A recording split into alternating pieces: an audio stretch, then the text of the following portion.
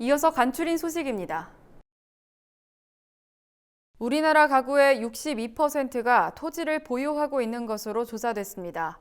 개인 기준으로는 36%가 토지 보유자였습니다.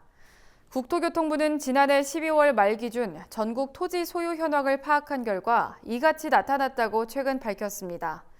통계에 따르면 우리나라 전체 가구 2,347만 가구 중 1,449만 가구가 토지를 보유한 것으로 집계됐습니다. 전년 대비 0.5%포인트 상승한 겁니다. 우리나라 전체 주민등록 인구 5,164만 명 중 1,851만 명이 토지를 소유하고 있었습니다. 개인이 소유한 토지는 임야가 57.8%로 절반 이상을 차지했고 농경지 34.6%, 대지 5.5% 순으로 나타났습니다. 농민단체 등 100여 개 시민사회단체가 연대한 CPTPP 가입저지 범국민운동본부가 7월 12일 서울역 앞에서 범국민대회를 개최한다고 최근 선포했습니다. 운동본부는 범국민대회 선포 기자회견에서 농민들이 폭등한 생산비로 신음하고 있지만 윤석열 정부가 식량 안보 강화나 농업경제 부양을 위한 근본 대책을 내놓지 않는다고 주장했습니다.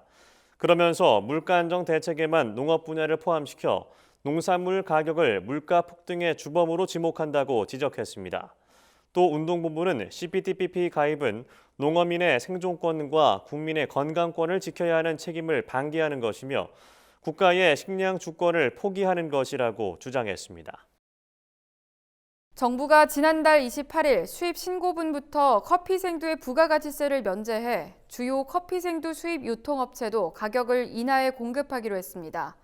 농림축산식품부는 대형 커피 생두 수입 유통업체들이 6월 28일 이후 수입 신고분 물량부터 부가세 면제분만큼의 가격을 인하하기로 했다고 최근 밝혔습니다.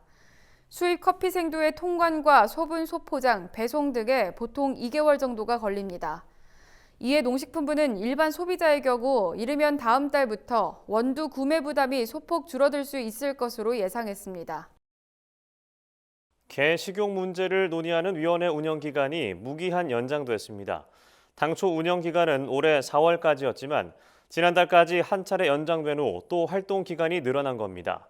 사회적 합의기구 개 식용 문제 논의를 위한 위원회는 개 식용 종식이 시대적 흐름이라는 공감대 하에 사회적 합의를 이루기 위해 위원회 운영을 지속하기로 하고 기한을 별도로 정하지 않기로 했다고 밝혔습니다. 위원회는 지난해 말 동물보호단체와 육견업계 등 민관 합동 논의체로 출범했습니다. 위원회는 앞으로 지속적인 대화와 타협을 통해 합의 도출에 최선을 다할 것이라고 말했습니다. 국립농산물품질관리원은 디지털 영상 인식 기술을 이용해 쌀 도정도 판별 기술을 독자적으로 개발해 최근 특허를 등록했습니다. 이번에 개발된 기술은 쌀 표면을 에미 시약으로 염색한 후 영상 인식 장비로 촬영하고 장비에 탑재된 국제 표준 색상 코드의 조합으로 도정도를 확인하는 방법입니다. 이전까지는 착색된 정보에 따라 육안으로 도정도를 판별해왔지만 이번 디지털 판별 기술 개발로 도정도를 객관적으로 측정할 수 있는 기반이 구축됐습니다. 개발된 기술은 양곡 검사 업무의 보조 수단으로 활용되고 가공업체에선 도정도 관리를 위한 객관적인 지표로 사용될 것으로 전망됩니다. 경기도가 도내 17개 시군에서 농민 기본소득 추가 신청을 접수합니다. 경기도 농민 기본소득은 분기별로 15만 원씩 1년에 총 60만 원이 지급되며 지급일로부터 3개월 안에 사용해야 합니다. 중앙정부의 직불금 부정수급자와 농업의 종합소득이 3,700만 원 이상인 농민과 농업 분야에 고용돼 근로소득을 받는 농업노동자는 지급 대상에서 제외됩니다. 추가 신청 대상은 올해 3월 기준 자격 요건을 갖추고도 신청하지 못한 농민과 신청했지만 지난해 농업의 종합소득이 미확정돼 지급에서 제외된 농민입니다. 전라북도가 올 하반기 상환기일이 도래하는 농업정책자금의 상환을 유예합니다. 대상 자금은 농업종합자금, 후계농 육성자금, 귀농창업자금이며 기존 상환기일로부터 1년 동안 상환을 유예할 계획입니다. 전북도는 이미 자금을 상환하고 있는 대출금이 있는 경우에는 상환 유예 대상에 포함되지 않는다고 밝혔습니다.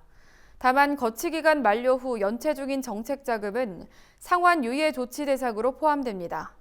전북도 관계자는 최근 비료, 면세유 가격 급등으로 대다수 농가들이 어려움을 겪는 만큼 이번 농업 정책자금 상환 유예 조치가 도움이 되길 바란다고 밝혔습니다. 경상북도가 여름철 재해로 인한 축산농가 피해를 대비하기 위해 동물의료지원단을 구성한다고 밝혔습니다. 경북도는 동물위생시험소와 수의사회, 축협동물병원으로 구성된 동물의료지원단을 통해 폭염, 태풍 등으로 부상당한 가축을 신속하게 진료하고 추가적인 질병 발생을 방지할 계획입니다.